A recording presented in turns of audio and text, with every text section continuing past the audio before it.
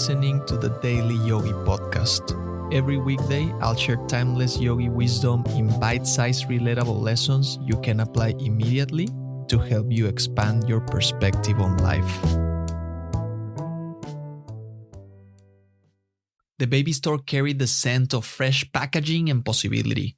My wife stood examining a stroller, her fingers testing the smooth handle that would soon guide our child through the world. I pulled out my phone. Emails. Always emails. Why do you do this every time you come shopping with me? Her voice carrying a hint of disappointment. All I ask is for you to be present. The phone grew heavy in my hand. She was right. None of those emails matter more than choosing the right stroller, more than her questions about versatility ratings, more than being her partner in these 1,000 small decisions that would shape our child's world.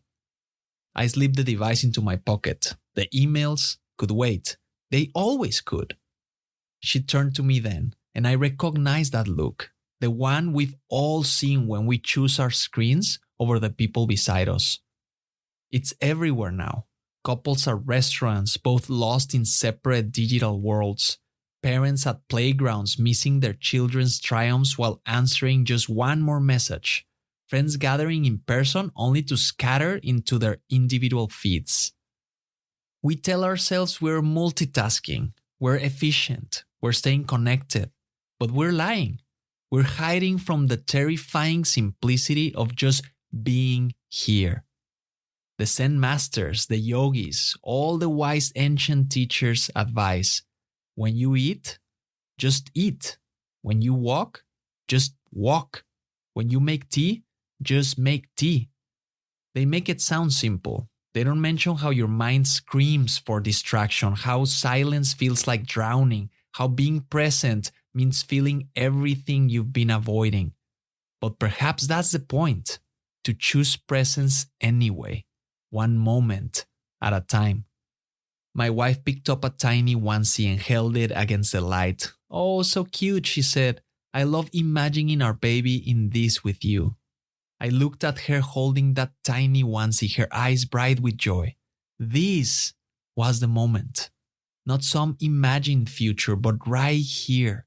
My wife picking out clothes for our baby, asking my opinion, wanting to share this experience with me. The softness of the fabric, the decisions about sizes and seasons, her excitement about each small choice. This was what mattered. My presence.